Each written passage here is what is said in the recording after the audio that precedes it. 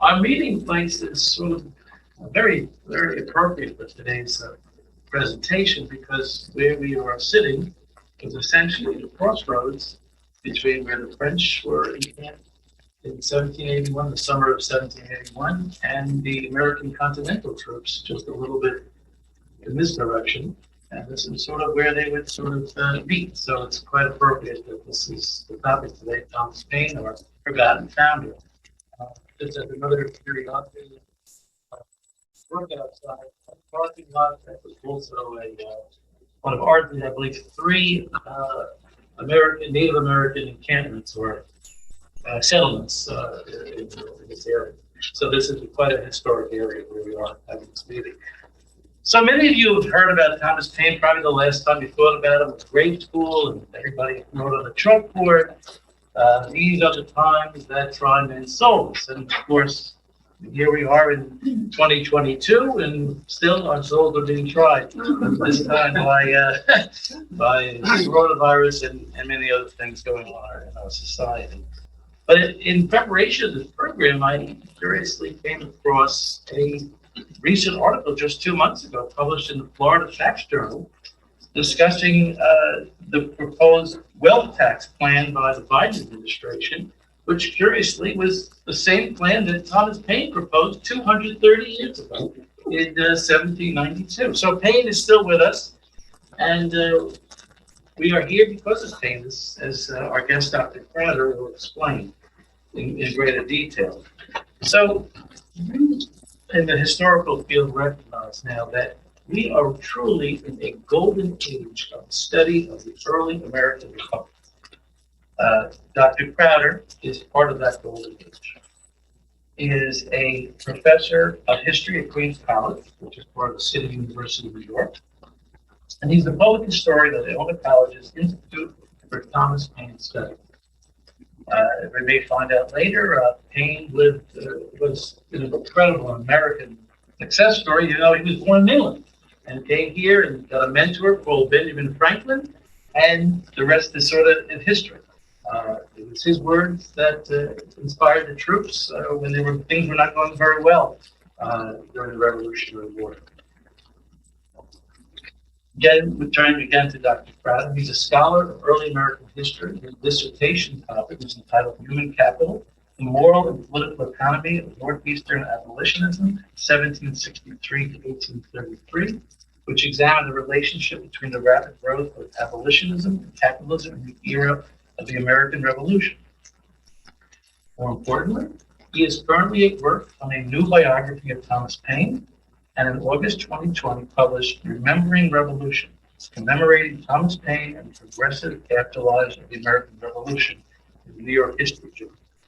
He is an active speaker on topics pertaining to the Revolutionary War era and local organizing campaigns such as RW50 that Mr. Kamen discussed today. Incidentally, the 250th is referred to as the sesquicentennial commemoration of the American Revolution. His research interests also include the relationship between slavery, abolitionism, and capitalism in the Revolutionary era. Please join me in welcoming Dr. Crowder to Ardsley. And one meeting, the attendance hopefully will be one of many to come as the research continues, whether it be reading of the RW50 events, Westchester Historical Society, and right here at Ardsley to tell us about the founding of our republic. And more importantly, today's topic, our forgotten founder, Thomas Paine. Dr. Crowder.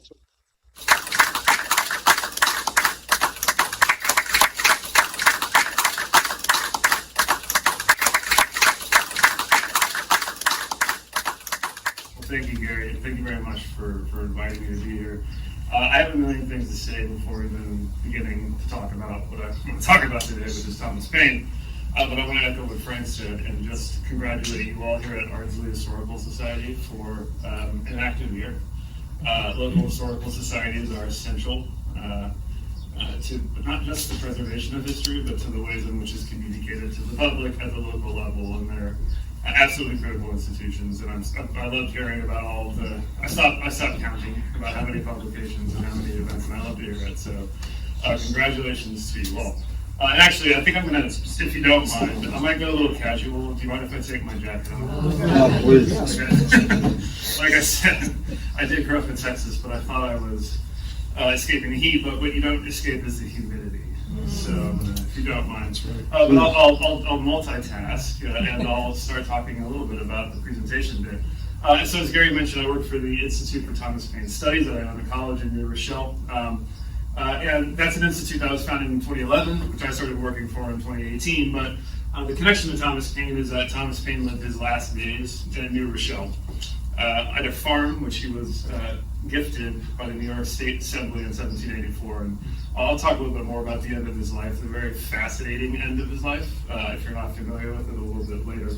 And as Gary mentioned, I'm writing I call it a new biography of Thomas Paine. And I never wanted to write a biography of anybody, but he's too fascinating. I work at the Institute of Thomas Paine Studies, but the book is now, sorry, am I multitasking enough here? Is entitled Thomas Paine's American Revolution, and it follows Thomas Paine through the American Revolution. And so that's my big summer project, right? Need moral support with help. Here we go. So the title of this presentation, Thomas Paine, America's Forgotten Founder. As Gary kind of suggested in his introduction, or let me just make sure this one, there we go. His introduction to me is a little bit misleading because I think it's a little bit unfair to say that Thomas Paine is forgotten, so much as his thought and his legacy are misunderstood. And so that's going to be one of the major themes that I talk about today. And so I'm going to break up this talk into basically 3 parts, and I want to leave plenty of time for Q&A, if that's okay at the end. I also just want to say up front, and this is just my style, if at any point any of you has a question, please just raise your hand. I don't mind stopping and addressing anything that's not clear if you have any questions, so please just let me know. I'm so glad to see you all here, including, by the way, I should say, another member, Gary, you called us the golden age of early American historians. There's another one in our list here, professional historian. So, Thomas Paine, America's Forgotten Founder. I don't think he's quite forgotten, but his legacy, as I suggested earlier, is, I think, misunderstood. And that's because his life is misunderstood. So the way I want to start this out today, the first sort of segment of the talk that I want to give is to talk about his biography, because I think he's somebody that, as you suggested, many of us have heard of before. We've certainly heard of what is arguably the most famous portion of a sentence that he ever wrote, which you referred to, which you can see here. These are the times that try men's souls. Right, this is just going to give a shout out, an image from an item in the Thomas Paine National Historical Association collection, which is held at Iona Libraries, and Director Rick Palladino joined us today. Thank you, Rick, for joining us. We may show some pictures he took too later. And this is a wonderful collection. It encompasses works of Thomas Paine, going all the way back to, well, you can see American Crisis #1, but even back to his earliest published works. And it includes things like the very second printing of American Crisis #1, which is what this snippet is taken from. So many of us know Thomas Paine. We know these are the times that try men's souls, right? Let me ask you all just a question to get some audience involvement. How many of you read portions of Common Sense in high school or maybe in college, just as a part of it? Many of you did. Okay, great. I fear that that's fading a little bit, I think, in my students, in sort of younger generations, maybe that's not being read as much, right? Which, of course, concerns somebody like me who's writing about Thomas Paine. Right? But many of us are familiar with him, right? This is an image of him I like. I like to start off this presentation with an image of him that's probably the most flattering portrait of him that was ever made. This is from the year 1792. It's the frontispiece to a printing of his Rights of Man, which I'll talk about a little bit later. Perhaps you've heard of that. His incendiary and influential publication. And this is not what he looked like, just to be clear, by the way. Although he did have, and this is in the archive at the Thomas Paine National Historical Association collection at Iona College. I'm just not going to attempt to say that quickly. A piece of his hair, which is black and curly. It's interesting enough. He never went gray somehow. I'm jealous of him. So let's just talk about the sort of standard narrative of Thomas Paine before we get into some more of the details of his life and see how these two things compare. And the sort of standard narrative of Thomas Paine, even if we recognize his contributions through writing pamphlets like American Crisis #1 or Common Sense, or Rights of Man, or Age of Reason, depending on one's views of the theses in those pamphlets. Depending on one's views of his work, I think it's fair to say that most of us have a generalized sort of negative opinion about Thomas Paine. And that's because there are a lot of motifs and rumors that began actually before he died that set tones for generations about the way that we think about Thomas Paine. If you know anything about Thomas Paine, like many of you raised your hands, you said, I've read Common Sense, or maybe you dipped your toe into some other portions of his written works, right? But if you know anything about his personal life at all, you probably know or think you know some details that date back to biographies that were written about him specifically to attack him during his life. You might have heard the anecdote that Thomas Paine was an alcoholic. That's a very common one created by his detractors during the late 1780s and 1790s. You might have heard that he was a failure before his spectacular rise to stardom in the middle of the 1770s after emigrating from England to Philadelphia.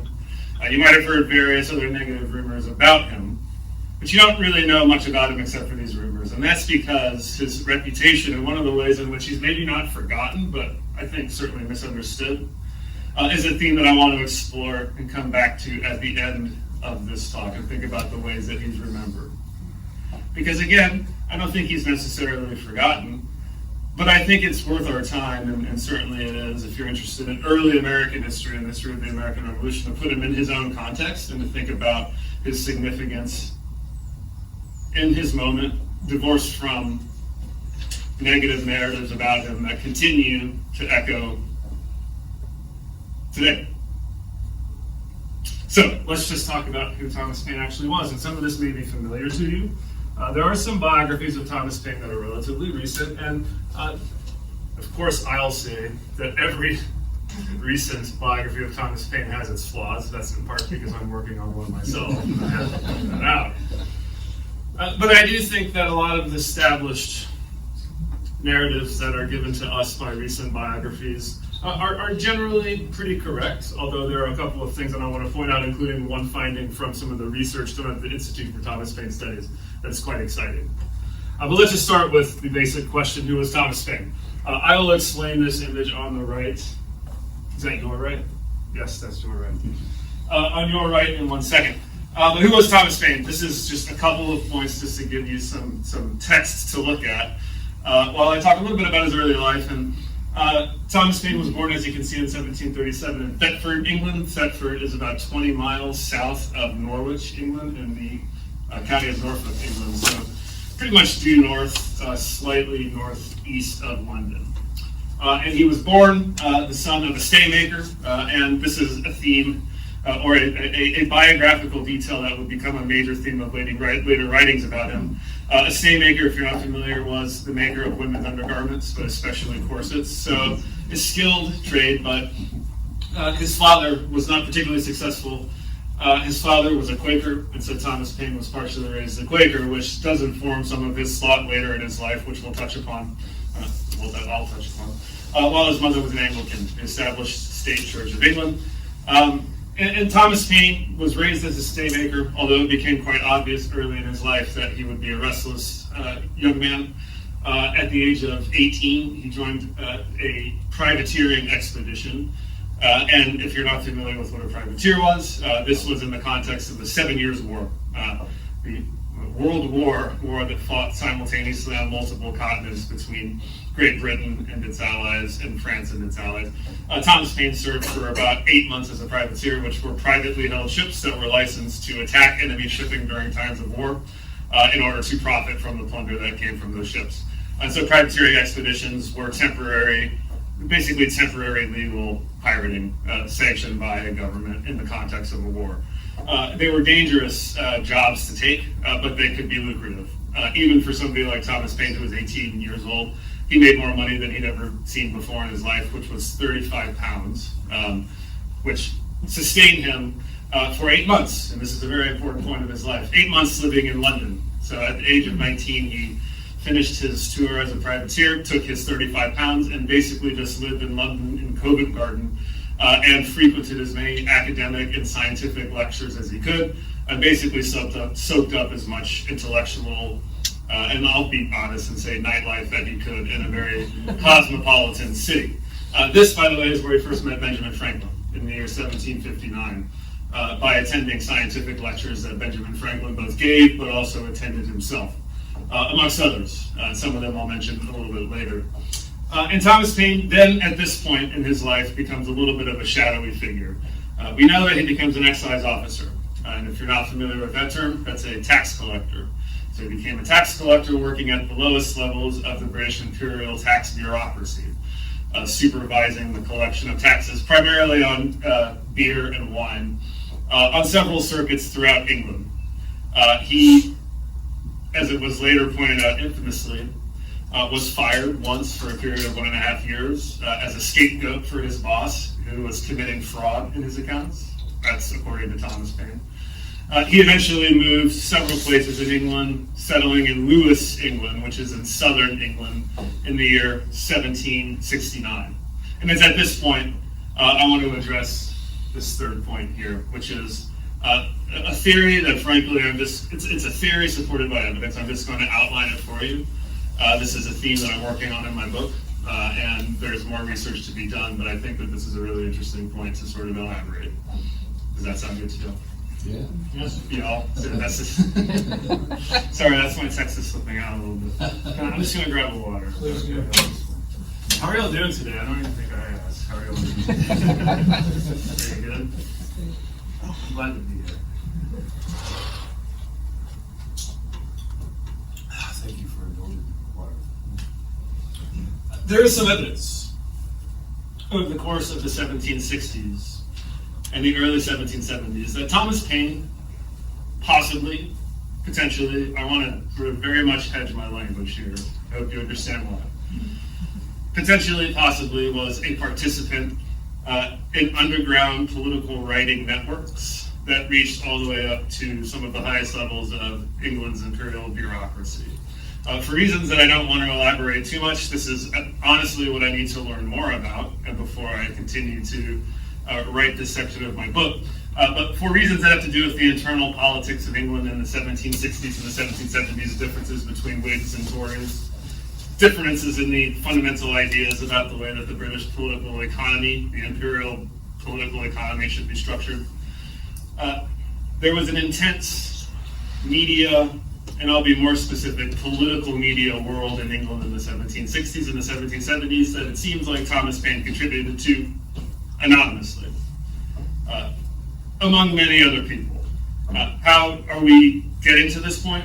There's been some research conducted at the Institute for Thomas Paine Studies and a very exciting computer program that was developed by Iona College computer science professors, which can give us some tools, us being not just historians, but humanists in general, that can provide tools to help determine the attribution, the authorial attribution of a text, if you feed it through a program, which then can give you raw statistics, which then need to be interpreted.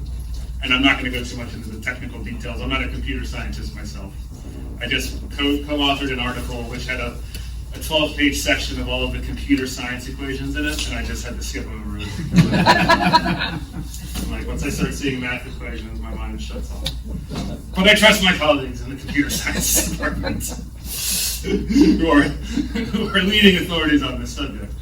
And it seems like Thomas Paine contributed some writing to anonymously written editorials and articles in the 1760s and the 1770s, primarily critiquing conservative Tory administrations, especially in the early 1770s. But in general, as a part of the political movement which opposed what they interpreted to be, and these are people who today we would call them to be on the political left, is probably the way that we would describe them in our current, the way that we understand political orientation. That's not a term that would have been used at the time. Left and right didn't exist as terms like we understand them today. They did, but not in the way that we understand them. Anyhow, I think you get my point. People who consider themselves to be radical critics of what they believe to be absolutism, which means the exercise of absolute power by kings in all of its possible forms. Now, without going into too much detail, England had, since 1688, existed as an imperial structure in which the king shared power with Parliament, which represented the nobility and the common people. So there's a power sharing structure, but there was always a fear that a monarch of England might use their power in a way that would be tyrannical. And so Thomas Paine and his political associates fell on the, let's say, left-hand side of this coalition, criticizing especially King George III. This is a theme that he would develop in Common Sense in 1776. So the point I want to make here is that it seems like Thomas Paine was much more active, albeit quietly, than the traditional narrative of Thomas Paine's life would lead you to believe, which is that he was mostly a loser before he left England in 1774, that he was a drunk. You notice I haven't talked much about his personal life. There's very little detail about his personal life. The image on the right, I'll get to in a second, is one of the few examples of Thomas Paine actually writing about himself. But what we know about his personal life is that going all the way back to 1760, he married his first wife. She died in childbirth, along with the child. He never had a child that lived. So at the Institute for Thomas Paine Studies, we often get people who email us who say they're related to Thomas Paine because they share the last name, and it's not a relatively uncommon last name, Paine with an E at the end. And we have to sort of deflate them and say, no, that's impossible, because he was an only child, which I didn't mention, who never had any children. So there were no direct descendants of Paine, so nobody could be related to him, except at extremely distant levels going back to his grandparents, but not directly. So anyway. That he was a loser, more or less. That he failed, right? And that he decided to tuck his tail between his legs and move to Philadelphia in 1774. That's what he did. He had a short-lived marriage, second marriage, one of convenience, one that doesn't seem to have been consummated just before he left England in 1774. He took the the divorce settlement that he received. He divorced his second wife. She paid him, actually. £35. And he, armed with a few belongings, a recommendation letter from Benjamin Franklin, who he'd known for 15 years by that point, and a first-class ticket. He took that money and he bought a first-class ticket all the way to Philadelphia, and armed with a recommendation letter and a first-class ticket, and a case of typhoid that he picked up on the boat, made it to Philadelphia November the 30th, 1774, and then was sick for 6 weeks. Okay, so he didn't really participate in Philadelphia society. He didn't leave a bedroom, a sick room, until the beginning of 1775. And so this is where the sort of traditional narratives of Thomas Paine's life meet up with the somewhat alternate version that I'm giving you, that there's a little bit more to Thomas Paine, that he was a little bit more active before exploding on the scene, which I'll talk about in a second. But yes, go ahead. I got to ask this question. Sure, please. Can y'all hear me, man? Yes. Okay. Do I need to get the mic? I know you've done a lot of research. Stand-up comedy. I know you've done a lot of research on Thomas Paine. Sure. I guess my question is, and you'll understand why I'm asking the question afterwards, was his writings academic or pure, or was he like some of his contemporaries? They wrote because they had an agenda to push. Mm-hmm. And the reason why I asked that question, for Christmas I got a revisionist book on King George III. Okay. And I haven't read the book yet, but I did read the reviews, and basically they were saying that the revolutionary people had this agenda to push and made him sound far worse than he actually was, that in fact he may have been an enlightened despot. Yeah, no, that's interesting. And actually, okay, so some of the points I'm going to touch upon actually shortly, your first points, and then your last points a little bit later, and sort of thinking about Paine and his, not just him individually, but the sort of impact of his thought, and in general, the sort of outcome of the American Revolution, which is obviously a massive question that has no true and definitive answers, right? But I'll say this, and this actually sort of gets into talking about Paine's writings, which is the last 2 points that I wanted to talk about anyway, so that's a good transition. I do believe Thomas Paine had done a significant amount of writing before the traditional narrative would suggest. And so the traditional narrative, getting to your question about his writings very directly, the traditional narrative is that Thomas Paine moved, as you know, to Philadelphia, and sort of quickly plunged himself into a brewing, very chaotic political moment that by the middle of 1775 did not suggest that there would be an independent America, but had suggested that tensions rising between the British Empire, something historians call the British-American imperial crisis, as was beginning to reach a head. And so Thomas Paine became increasingly involved and began to write, or at least began to formulate the idea of writing and commenting upon, again, this Brewing crisis. Thomas Paine did work as the editor and a writer at a magazine called the Pennsylvania Magazine in 1775, where he published several pieces that were thinly disguised pro-American pieces, criticizing the British Empire.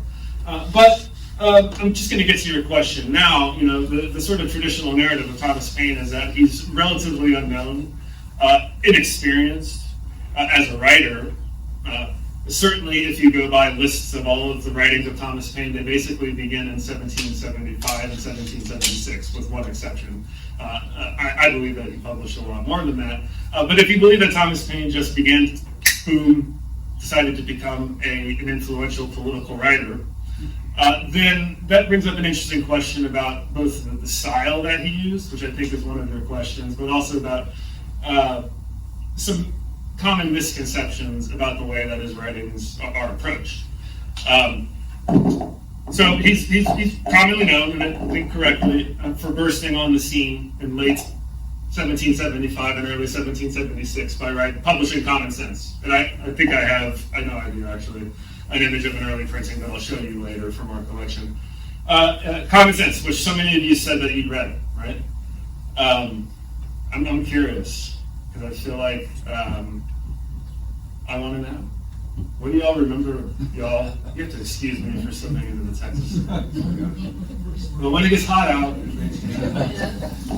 but it's a nice term to use now, y'all. It's very inclusive. What do y'all remember about Common Sense themes? Might have to dig back to high school, maybe, right? College. You remember the themes of Common Sense at all? Please. They can see you, Dick, by the way. Yeah, I'm doing largest training. I remember reading in college, reading the complete work of Thomas Paine, which stands out for 50 years ago, was his attack on divine right of kings and absolute monarchy. That's right. He just, my professor said it was part of the intellectual thinking of the Enlightenment. That's right. And then the question never really was fully answered. Was it propaganda or was it political thought? Yeah. So I'll just state that was it propaganda or was it political thought? I feel very confident in my answer to that question, which is that it's both of those things. It certainly was both of those things, unquestionably. Now, his detractors would have said, and they did later say about both Common Sense and his later works, including his earliest detractor, the first person that publicly criticized Common Sense, which was John Adams, actually. John Adams. Believed it not to be sophisticated political thought. Believed it to be actually, John Adams called it a crapulous mass. That was in a letter that he wrote. And was very angry when somebody suggested that it was John Adams himself that had written it. Common Sense was published anonymously at first, with no identifying name at all in the very first printing. Later printings, it would be, I'll get to the publication history in a second, it's very interesting. But that's exactly what it was, David. A text short, right? Its initial edition was 46 pages, a pamphlet, so quite short, in 4 sections, in which in the first 2 sections, Thomas Paine, the first section lays out a very convoluted history of the British Empire, which doesn't totally make sense. And in the second section, directly attacks the idea, as you mentioned, Dick, of the divine right of monarchs. In other words, attacks the basic idea of the legitimacy that there is a class of people, monarchs, who are born into a social class, a legal status, and therefore with consequent economic power, right? That is fundamentally different from other people who are simply born to different parents, right? Thomas Paine was well known for this argument. He first published it, at least in Common Sense. He would later expand upon this in Rights of Man, 15 years later, a 2-volume series that I'll touch upon a little bit later. So that's exactly right, Dick. Sections 3 and 4 of Common Sense, he made a powerful argument. In Section 3 in particular, he said that the American colonies, this is January 1776, just for a little bit of context, fighting had already begun. If you're familiar with this time period, Lexington and Concord had happened. Okay. Fighting continued in the Battle of Bunker Hill, which was called the Battle of Charlestown at the time. Mobilization had begun, and yet there was not a serious political movement, or at least a movement in popular opinion in favor of the idea of an independent United States, an independent country composed of the North American colonies minus Canada. And as we sometimes forget, not including the Caribbean colonies and other colonies outside North America and the British Empire. And he laid this out in Section 3, made the case very clearly. We must declare independence now. It's the seed time for revolution. That's a famous phrase, and we must do this now. Future generations will judge us negatively if we don't declare independence now, because this is an opportunity that might never come again. So he used very sort of overheated rhetoric. He used very simple rhetoric, and this gets to your question. And I think you asked, did he have an academic tone? Am I remembering? Right, it was a purely academic as opposed to No, propaganda. it was very much the opposite of academic. This is what made Common Sense so popular.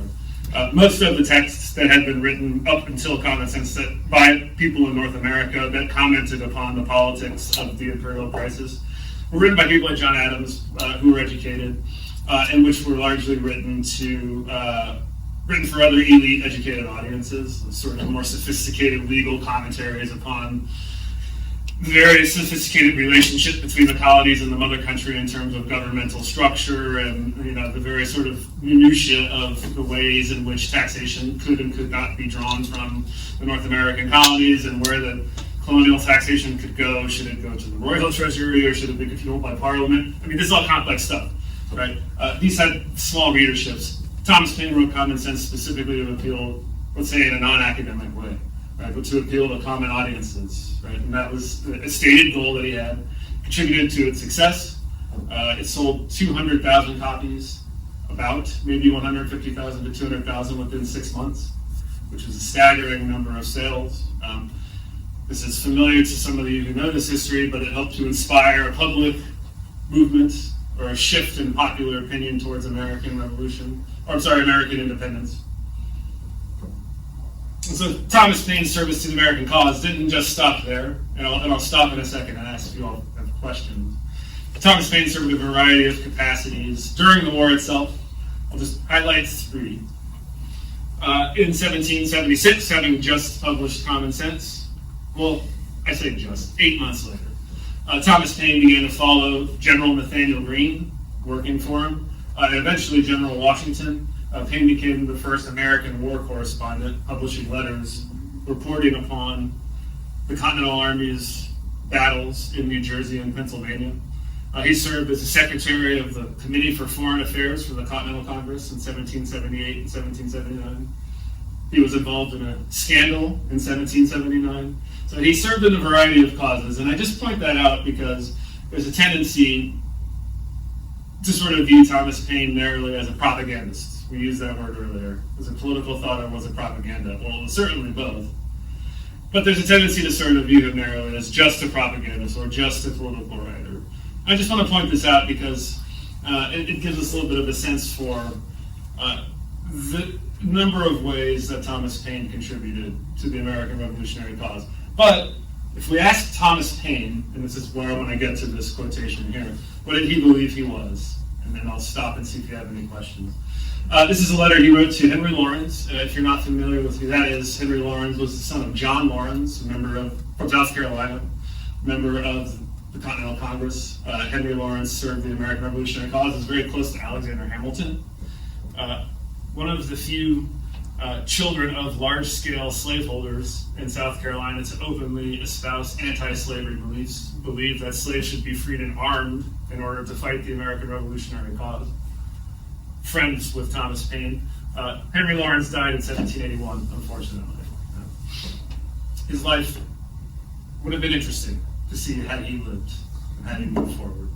But in this letter, Thomas Paine is sort of giving a brief sketch, and he was known for using brief and sometimes unspecific, but also devastating language.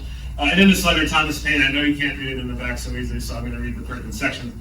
In 1778, Thomas Paine is serving as the secretary for the Committee of Foreign Affairs for the Continental Congress. He traveled to France, with Henry Lawrence, actually, to secure 2.5 million livres as a loan from the French government, right after this letter was written. And in it, Thomas Paine gives his brief sketch of the way that society is organized. So when I say unspecific, I mean Thomas Paine is writing in a letter to his friend and colleague saying, this is the way I think society is organized. He says there are three groups of people in any society. He says the first, and if you can read along, I'm reading this is here, if you can see it in the front. The first group of people are farmers and cultivators. And these are the most important. He calls them the citizens of the first necessity because everything originally comes from the earth. In other words, farmers and cultivators allow everybody else to survive by producing food. Hard to argue with in the late 18th century. At a time when, by the way, I just want to point this out, I like to do this, capitalism didn't exist as a term and was arguably emerging as a system of social economic relations in North America. So this is his response, you could say, to the emergence, the earliest stages of capitalism and what would become the United States. First people are the farmers, they're the most important.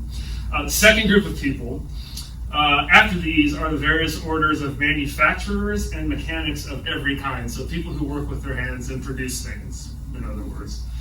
Manufacturers and mechanics. These differ from farmers in that they contribute to the accommodation rather than the first necessities of life. So in other words, they're important but not as important as farmers. Manufacturers and mechanics, people who make consumer goods primarily, contribute to accommodating life, to making life nicer, but they only exist because farmers and cultivators produce food. It's a class analysis that Marx would agree with later, probably in a way, right? Thirdly, now follow, this is the third class of people, are merchants and shopkeepers. These are convenient but not important. They produce nothing themselves as the first classes do. They don't produce food and they don't produce through their own hands items that make life nicer, but employ their time in exchanging one thing for another and living by the profits. So just if you can't tell, this is the group of people that Thomas Paine disliked the most. Although he did work for, 1 year after this letter was written, this is where Thomas Paine's so complicated, he worked for Robert Morris. Have any of you heard of Robert Morris before?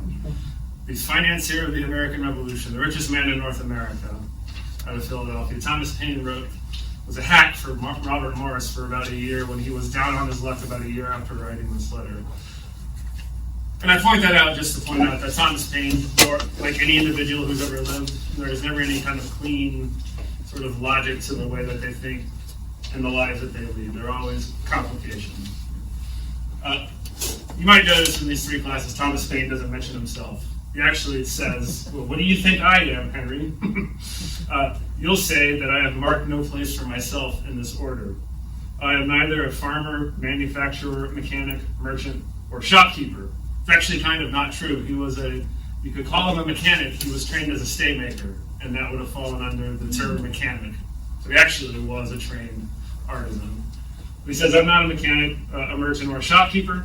I believe, however, that I am a farmer. I am of the first class because I'm a farmer of thoughts. And all the crops I raise, I give away. And I please myself with making you a present of my thoughts in this letter. So in basically 7 sentences, he broke down his view of colonial society and created his own class for himself, right? Which made him out to be the most exalted of the classes, right? Because he's a farmer of thoughts that gives all of his thoughts away for free. So he did have ego, okay? In other words. But I'm going to stop there for a second. Marshall, do you have any questions? Or anything I can address? Please, go ahead. He was originally born as Thomas Paine. Yep.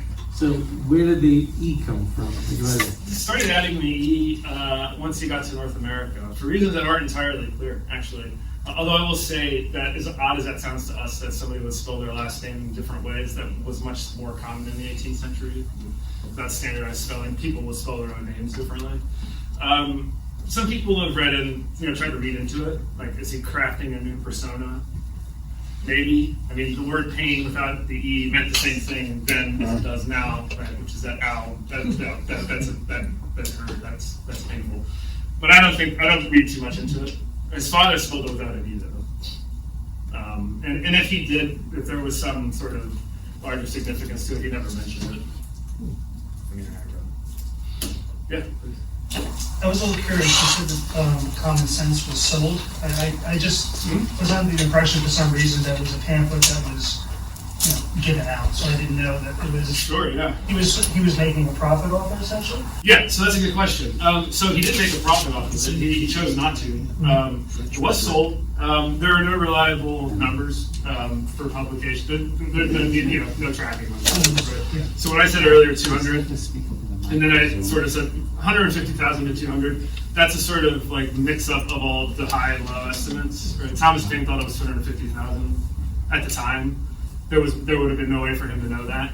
This thing was sold all over the place, and it was reprinted ultimately all the way throughout North America, from Georgia all the way to Newfoundland. In 1776, the same year it appeared in Philadelphia, it was being published in England, being published in France in 1777, being published in German languages, like German dialects, within a year. I mean, it spread throughout the place, so there's no way to know.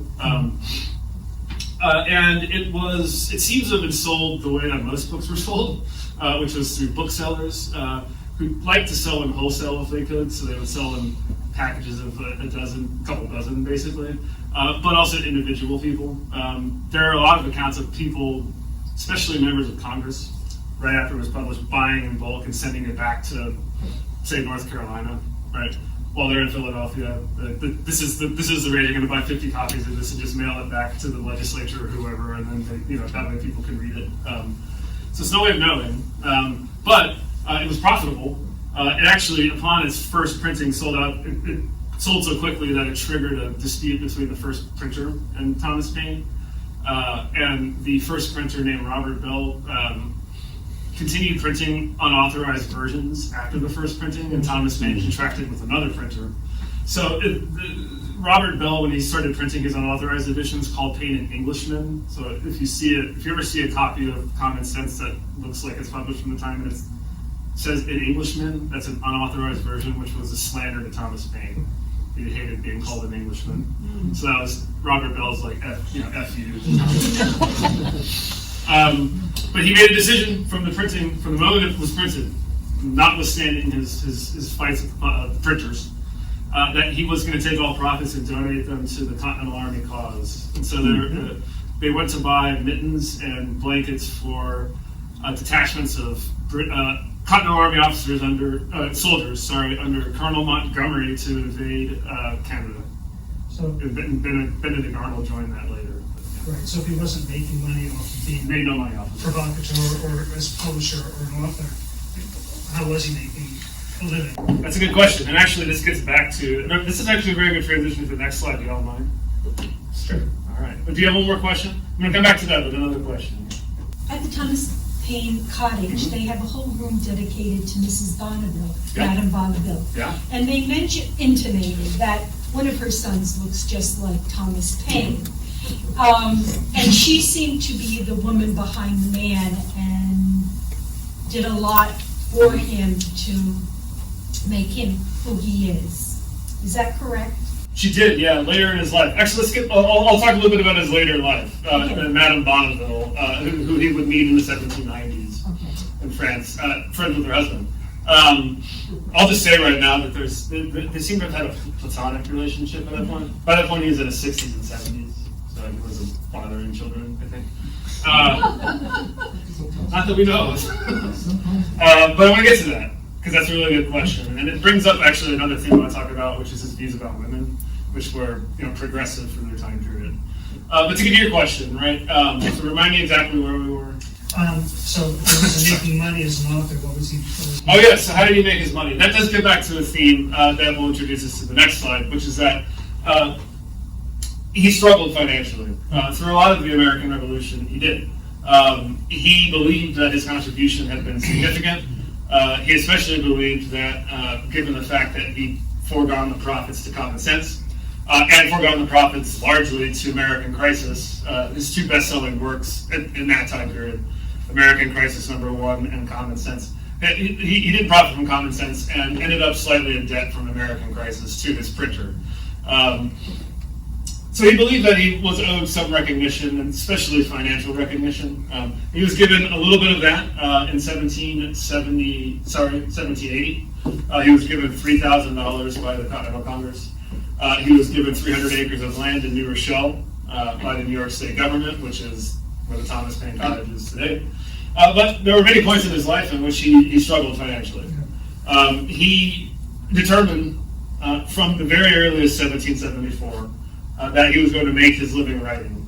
And he made very clear, one of the few things he wrote about himself, other than what we sort of talked about earlier, is that he wasn't a politician and had no interest in serving in political office. He sort of recognized he didn't have the temperament for it. He wasn't going to go into business, which we learned from his letter. And so he would have to find a way to support himself as a writer at a time when there weren't necessarily, especially in North America, established tracks to do that.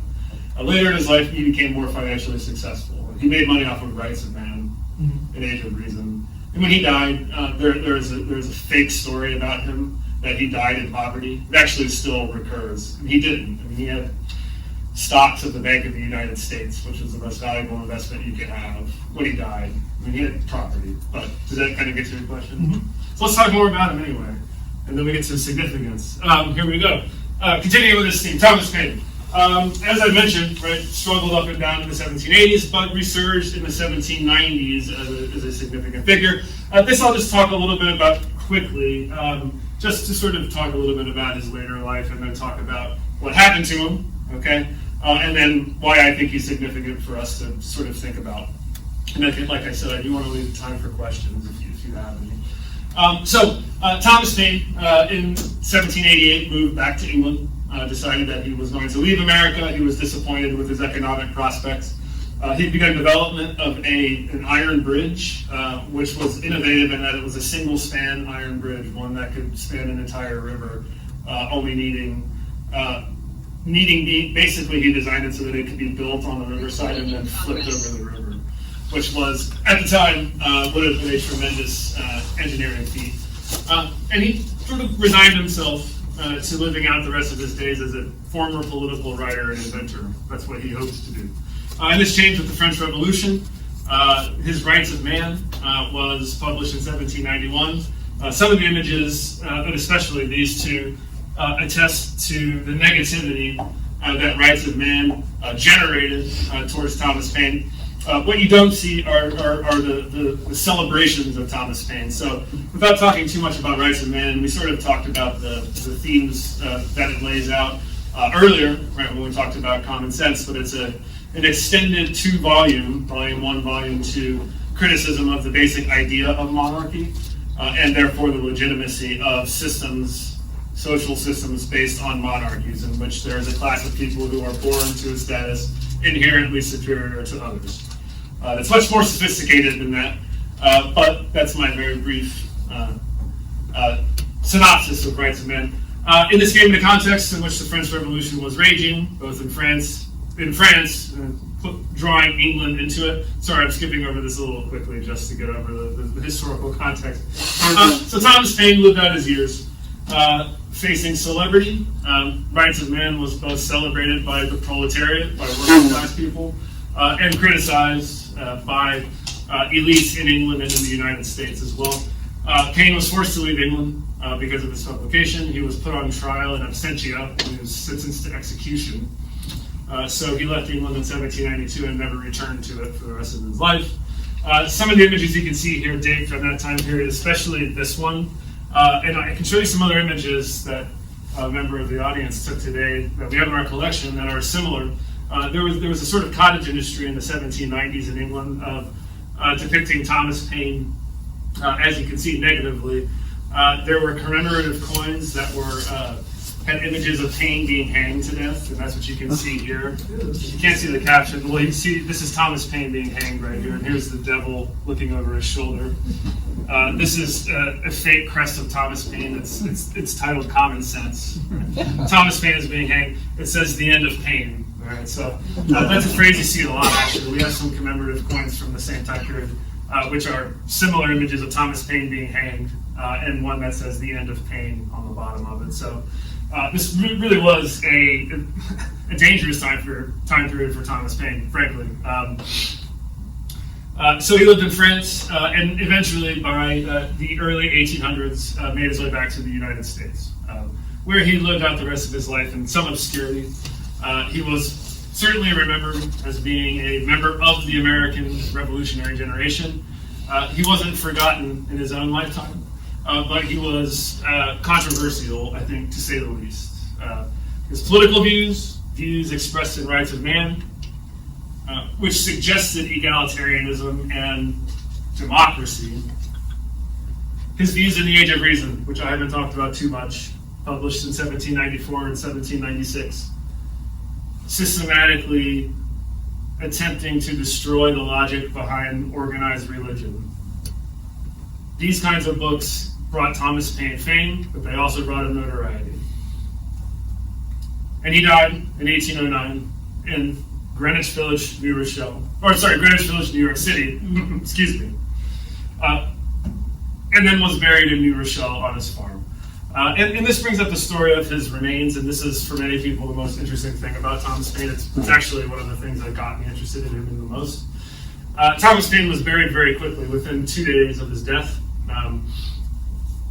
on his farm. And 10 years later, an acolyte of his, actually a man named William Cobbett, who had been a critic of Thomas Paine in the 1790s, turned fan of Thomas Paine, traveled to New Rochelle from England, and dug up Thomas Paine's remains and brought them to England with the intention of building a memorial to Thomas Paine, that he should be buried in England. And that begins a long, long, sordid story of his remains. There's a lot of rumor, there's a lot of intrigue. There are people today who say they have portions of Thomas Paine's body. We have a piece of his hair, which you can see the image of. That's actually a picture taken in 1906 of the hair that's in the archive at Iona College. And if you look closely, you can see it's got little pieces of skull and stuff on it. There's a woman in Australia, you might find this interesting, who says that she possesses Thomas Paine's skull because her husband was related to Thomas Paine, which is impossible, but she's steadfast. We think parts of his remains are at a monument in New Rochelle on North Avenue, which is not in the original location of the Thomas Paine grave, but nearby. We think there are portions of his bones there, especially his brainstem. That's what we believe it is.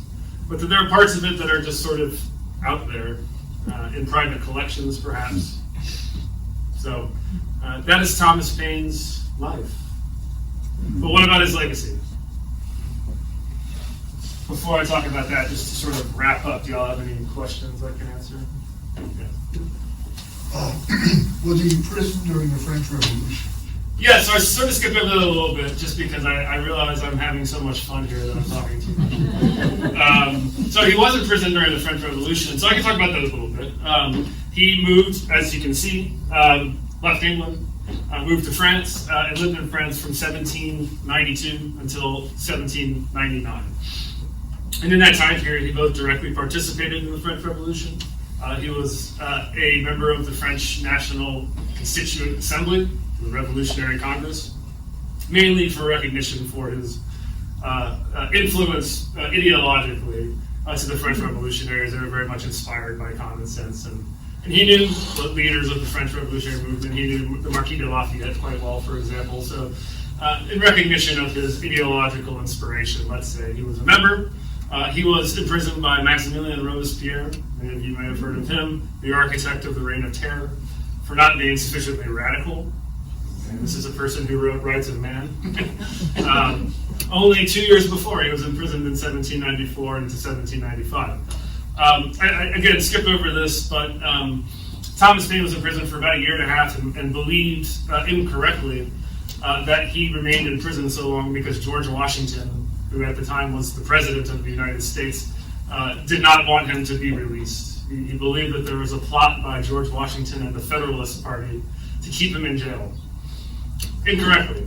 He almost died in jail, but when he was released, he wrote a series of public letters that were published in newspapers which criticized George Washington, which was a terrible idea in 1796 and in 1797. While George Washington was the president, just as George Washington was leaving the presidency. And so that really knocked his reputation a little bit later. But I mean, he's somebody who stayed in the public eye pretty much constantly from 1775, let's say, until his death. I mean, it's only in the last couple of years of his life that he really began to slow down. He died at the age of 73, so lived slightly longer than most people for the time period.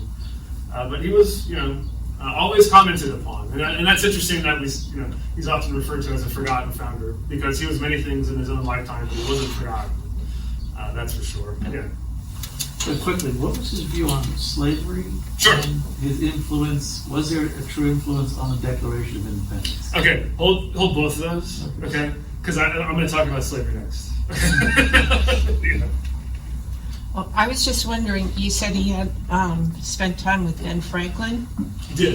in England and stuff. Did he remain connected to him in He Philadelphia? did, yeah. So actually, that's a way of actually both of these questions. So let's get to that because it also is a way of talking about the Declaration of Independence, and then we can get to slavery because I do want to talk about that. That's important. Let me just go to this slide. Forgive the framing of this question because I just sat for the last few days, and I always change it around, and I don't know why. Unrealized or unattainable. I use so many different words in various presentations. I feel like this is a phrase I'll never get correct, but I don't know why. But this is getting back to the Declaration of Independence and his relationship to Ben Franklin and sort of a broader way to think about Paine's American Revolution, and also a way to get into talking about some of his more specific ideas about society, right? Because Paine's American Revolution, I'm just going to make a broad statement here, wasn't the same as George Washington's Revolution, and it wasn't the same as John Adams's Revolution, and it wasn't the same as Thomas Jefferson's Revolution, nor was it the same as the American Revolution experienced by enslaved people, nor was it the same as the American Revolution as experienced by women of any color, right, or indigenous Americans, right? So what do I mean when I say Thomas Paine's American Revolution? Well, if you believe, like I do, that common sense, which you can see here, this is from our collection. You can't see where this is published because I had to cut it off so I could fit it on the screen, but this is from Newburyport, Massachusetts, 1776, an earlier reprinting. If you believe that common sense is a seminal text to understanding both the fact of the American independence movement, but also ideologically has something to say about what the American revolutionaries believed they were doing. Paine's American Revolution, right, begins with an attack on the basic idea of monarchical government. It continues with an attack on the basic idea of hereditary aristocratic distinctions between elites and non-elites. It really was, in other words, in Thomas Paine's perhaps ideal world, a revolution that might result in a true social revolution in which social classes are erased and others rise up to replace them. That's not what happened during the American Revolution. I don't want you to think that's what I'm saying. Thomas Paine's American Revolution, in other words, held out an ideal of egalitarianism that could be fused into understanding the American founding moment. He expressed this in common sense. These ideals are expressed in the Declaration of Independence. That's a very grainy image of the American Declaration of Independence. I probably should say all the photographs were taken by me. Maybe some that I'll point out were not taken by me. Except for this one. Took it off the internet. Thank you, Library of Congress. Probably just put that there. Many of you have probably seen that image before, the Declaration of Independence. Yes. And I think we know the language in it too, right? All men are created equal. Yes, that's gender and language. That this independence movement is being propagated upon the principles of life, protecting life, liberty, and pursuit of happiness. We know this language, right? Even if most of us can't recall the majority of the Declaration of Independence, which is a list of grievances that's almost legalistic in its language. So these are lofty ideals, right? We know that the American Revolution, I don't think this is a particularly controversial statement, but that the American Revolution, as it has unfolded, and I would argue that the American Revolution is clearly not continuing, but I think its impact is continuing. Maybe that's the way I would put it. I don't want to say the American Revolution continues, but I think it does in some ways. Thomas Paine's Revolution, right, held out the ideal of egalitarianism. Not that Thomas Paine was a perfect person. He was a man born in the 18th century. But what did he believe? And this is getting to your question here. He did believe in slavery abolition. Unfortunately for people like me, He did not sit down and write an extended pamphlet in which he laid out in one place all the reasons why he believed slavery to be wrong. But he unquestionably believed slavery and the slave trade. The slavery in the Americas and the slave trade, sale of human beings from Africa to the Americas, were both wrong. For moral reasons, for political reasons, and for economic reasons. Nobody who knew him doubted that he believed slavery was wrong. He dropped hints throughout his life in letters and in various passages in his published writings that he disagreed with slavery, and he certainly was raised as a Quaker in part. And if you're familiar with Quakerism, in the 18th century, Quakers were not to a person, but generally speaking, more sympathetic to anti-slavery beliefs than the rest of religious populations. He certainly believes that entrenched privilege was wrong in the form of monarchies, in the form of hereditary aristocracies, in the form of institutions like the Catholic Church, the Anglican Church, any organized church. Having said that, by the way, Thomas Paine is not an atheist. In fact, the opening line of Age of Reason, which is 600 pages in 2 volumes of extended critique, he treats the Bible like a historical document in an attempt to show that it was just fiction made up by human beings. And he gives a systematic in volume 2 takedown of the structures of organized religion up until that point in human history. But in the very first sentence of that, he says, I believe in God and only one God only. I just don't believe that it can only be accessed through a Catholic Church hierarchy or through an Anglican Church hierarchy or through any church hierarchy. But he wasn't an atheist. But he was an inspiration for the free thought movement, especially that which came later in the 19th and 20th centuries. Movement which continues today, which is in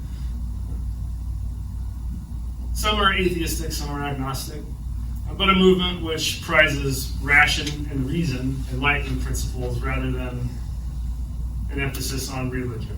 I'll just put it that way. I find when I talk to active free thought folks, I try to express their positions, and they always have a little bit of a suggestion about how I can change it. So it's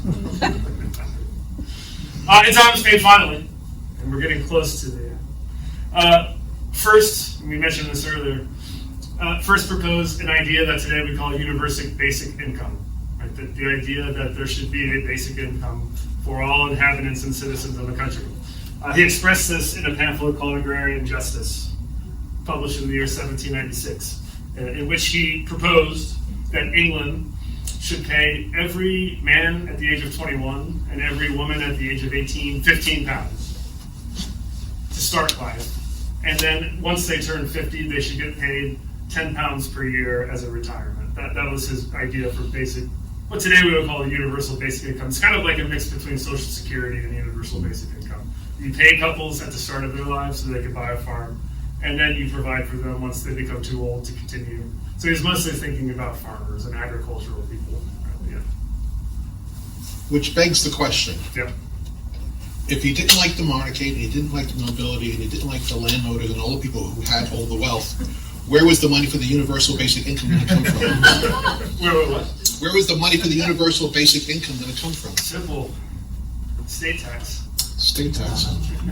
When people die, the state will take, it'll basically create a fund derived from what today we would call estate taxes.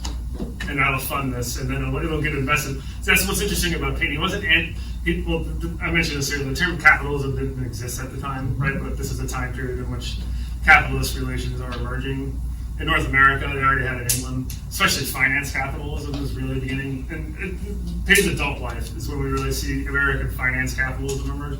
He worked for some of these people. He didn't have a problem with it, right? So he wouldn't correspond to like a hardcore lefty radical today. Like he doesn't like capitalism and doesn't, he was interesting because he moved around in corridors of power, and he didn't think that wealth should be redistributed equally, for example. So sometimes later people would say about Thomas Paine that he was a communist, which he definitely wasn't, which didn't exist in his lifetime anyway, nor did socialism. He wasn't in favor of whole scale.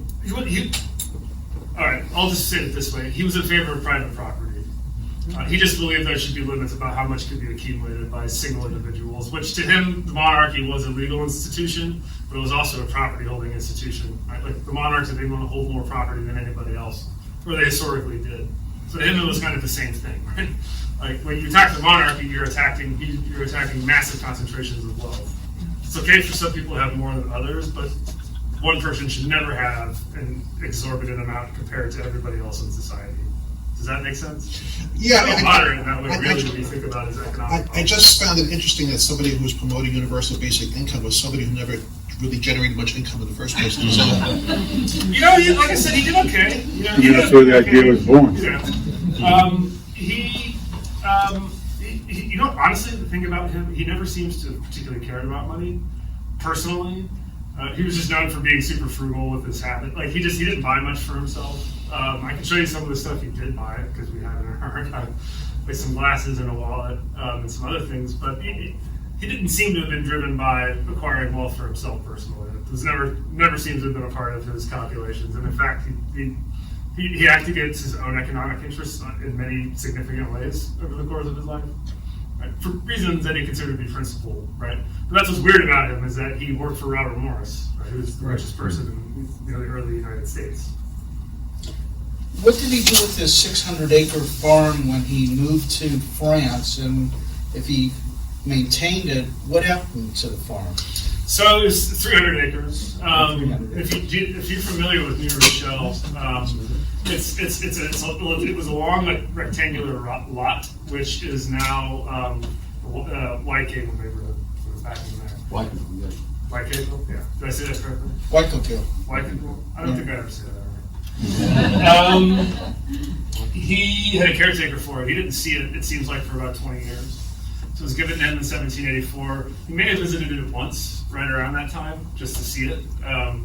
But he hired caretakers who just took care of the property and remitted any kind of payment to him that was generated by the property. It was always rented out to tenant farmers, basically, until he moved back in 1803 to that farm. And I don't think he had tenants at that point, but I mean, he wasn't doing any farming himself. He was too old to actually do anything like that. But when he died, its ownership went into a period of disarray. And today, well, now it's been developed into this, very nice neighborhood over the centuries. But today it's owned by the city of New Rochelle. The cottage itself and a small plot of land. You said you were going to say something about his thoughts on women? Sure, yes. So this is, thank you for bringing me back to that. I could have included this point on these points, with these points, there you go. And I didn't, just because I don't want to throw too much text up at one time. But unlike with the question of slavery abolition, which, as I said, Paine didn't write an extended treatise, but it's very clear that he was against slavery. Right? That's unarguable. It's fate, but you can find traces of the idea that he believed he was against the basic idea that women were inherently inferior to men. So in other words, he did not believe that men were inherently superior to women because of some biological characteristics, right? And he certainly didn't believe that, and I am certain about this, he didn't believe that women, this is a much more widespread belief amongst men in the 18th century, that women were inherently intellectually inferior to men. That there was something about the intellect of women that was somehow not as equipped to learn as men, which was a big part of the, let's say, misogynist thinking, today we would call it, of the 18th century. And he only mentioned this in sort of brief glimpses. This gets back to the question about Madame Bonneville that was asked earlier, but it's about Madame Bonneville that was asked earlier, but from what we can tell in his life, he seems to have, in his personal relationships, he seems to have had a lot of relationships with women, like platonic relationships with women. In other words, he seems to have got along with women really well. He's corresponded with a lot of women. He seems to have held women that he corresponded with in equal regard to himself. He doesn't seem to have treated them as intellectually inferior in any way. He was familiar with some of the leading women of the day, like Mary Shelley, for example, if you're familiar with her. He met her, right, in her circle. Not Mary Shelley, Mary Wollstonecraft, sorry. Mary Wollstonecraft. Get my Marys mixed up. proto-feminist writer. Madame Bonneville, who he moved with him to the United States when he retired, was the wife of his best friend, and it seems to have been a platonic relationship. He provided financially for her and her sons while her husband was jailed during the French Revolution.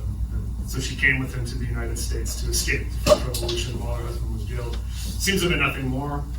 She seems to have helped him with writing dictated letters for him and things like that as he got older. But from everything we can tell, he does not seem to have held the sort of fundamentally misogynist views that most men of his day did. Although I don't want you all to walk out of here thinking that he was some crusader for women's rights or something like that. He never suggested that, but he seems to have believed in gender egalitarianism, I guess, or gender equality. It's just at some fundamental level. So thanks for giving me that on that. Well, I'm just going to finish it up. Is that okay, Alan? Talk about Thomas Paine's afterlives. This is a term I started using. I published an article in 2020. Gary, you mentioned it on the afterlives of Thomas Paine. And this is something that I'm writing about too, but they're just about the ways that Thomas Paine is remembered, both for his thought, but also for his presumed personal habits as in the decades and centuries after his death. So just a couple of glimpses.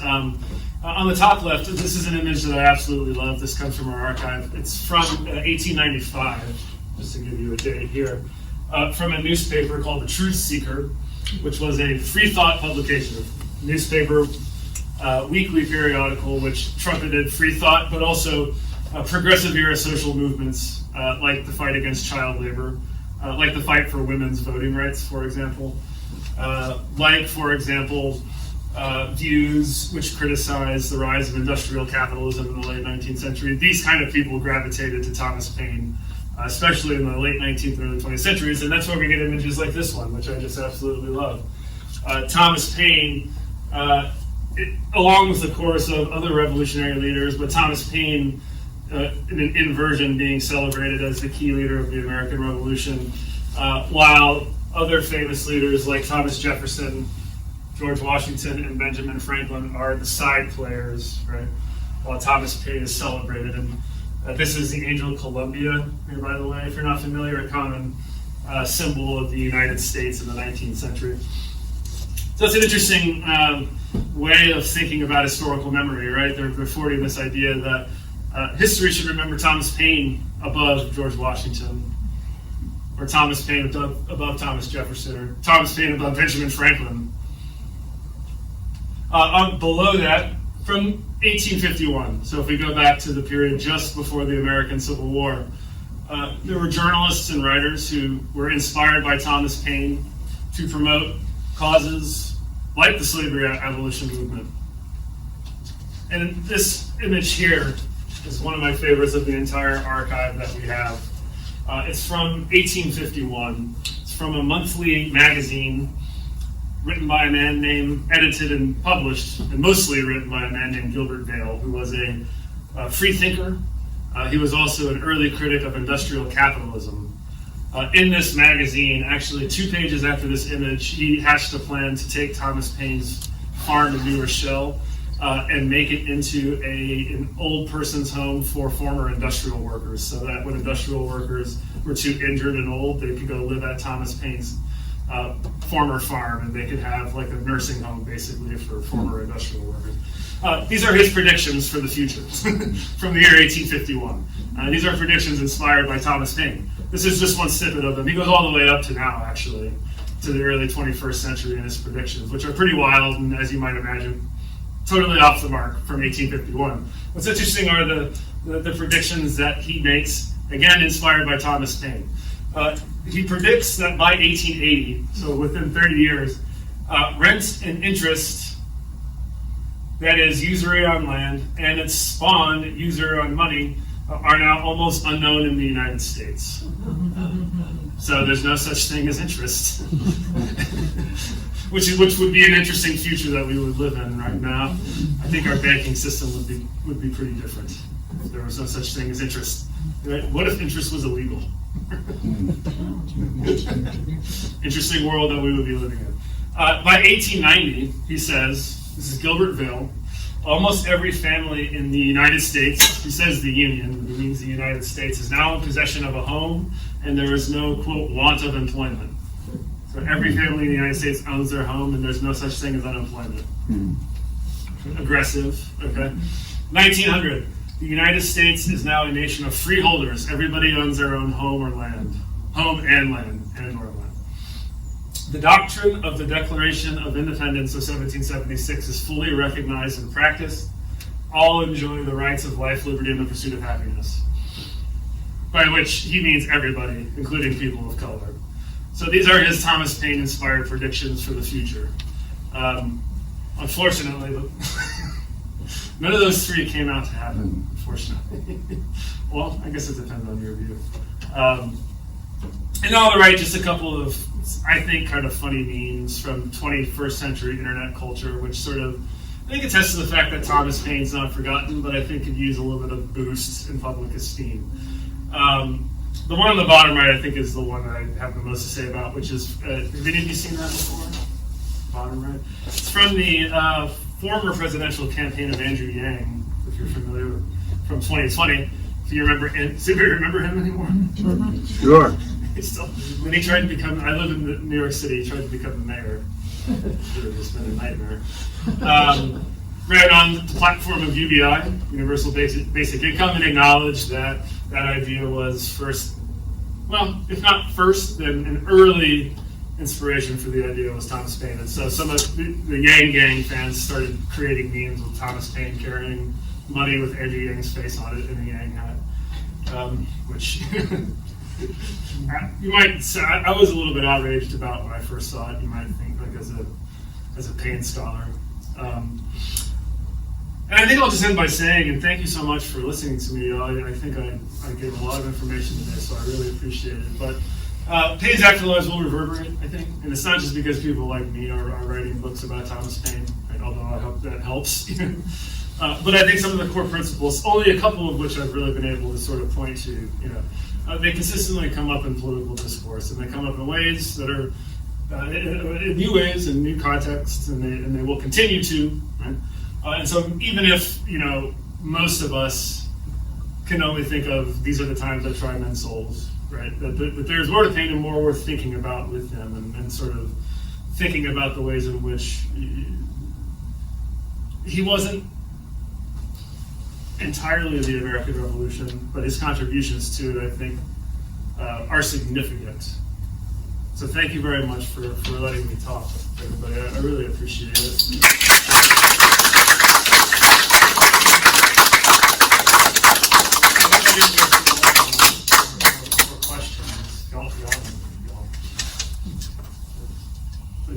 So there's a theme running through this is how his enemies shape his image over the longer array. Yep.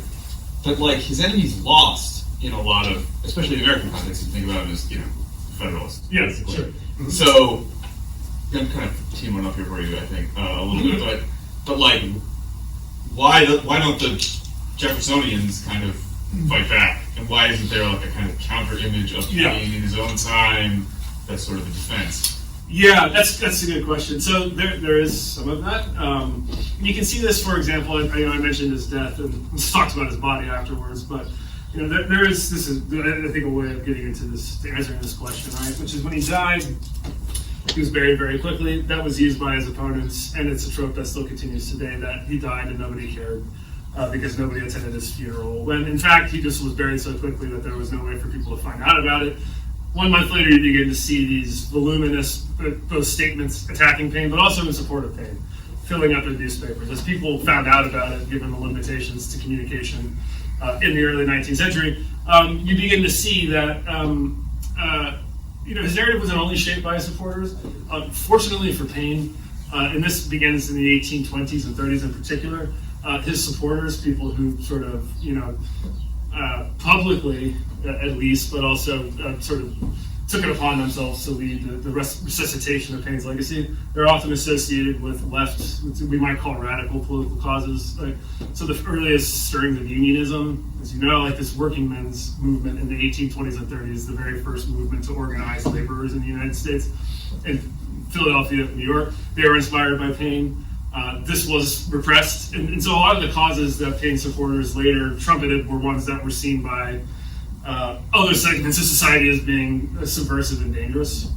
And it did, I mean, honestly, in his own lifetime, and I think the 20 years after his death, so let's say through the 1820s, Age of Reason really hurt him. I mean, he was framed as being an atheist who hated religion, and that alone just sort of gave a lot of people distaste about him, regardless of what he'd done earlier, right?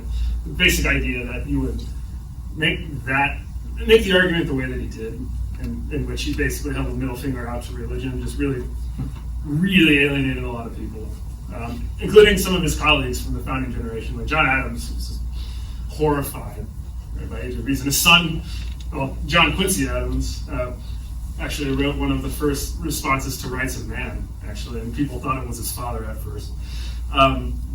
So that's like a little anecdote. Does that answer your question? Yeah. And then later with the free thought movement and like the women's rights movement, you know, the kind of people that drew inspiration from him. It's true today, actually, too, I think. We had a resurgence in the 1930s because of left activism during the New Deal and the Great Depression. But I don't see any reason why that can't change. Like, the right tries to appropriate him all the time. The political right today, you know, Glenn Beck refers to him often as if he's ever read Common Sense before, because if he had, then he would know that. Anyway. So like a lot of the other figures you see here, he gets appropriated a lot, but in different ways than Washington or Jefferson. So I hope that answers your question. Sweet. Yeah. Dr. Prada, thank you very much. Sure. Wonderful presentation. I just two things that you had mentioned in your presentation that, if you want to say anything more about, Sure. You mentioned the computer program Yep. developed by computer science, and this is made freely available to Yes. anyone. It's on the website. And what this does apparently is that the scanned images, I believe, of letters are scanned through and then attributed based on style and words. Yeah. And so that certain things that were attributed to Paine were found not to be of his. Certain things that they didn't know who the author was, there was like a 99% that it was Paine. So this was tremendous, and this program is available to any. So here's an example of this. So do you mind if I? No, but here's an example of this. And so these computer programs are sort of derisively referred to my lack of tech knowledge earlier. But they really are like highly complex, written by computer scientists who are diving into math equations and things like that I really am not trained in. But I use the programs, and so basically it's a lot more work than just having a program which you're like, I'm going to put a piece of text in it and we'll just tell me who the author is.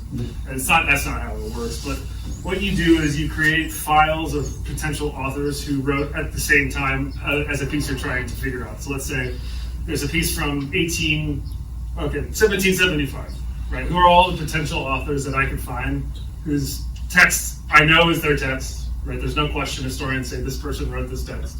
There's no question. For as many authors as I could find that it could possibly be, and then you process their text and you build author files, and then you compare the piece that you want to compare to the previous author files. So it will tell you what the likelihood that somebody wrote something is, not boom, Paine wrote this and John Adams wrote that and Thomas Jefferson wrote that. It doesn't just give you a simple answer, because then you need to think about the historical context. So here's an example. This was not research that was done by me, done by a former colleague of mine who retired 2 years ago, named Gary Burton. He determined, there's a letter that was published in a Philadelphia newspaper in 1775, going back early before Common Sense.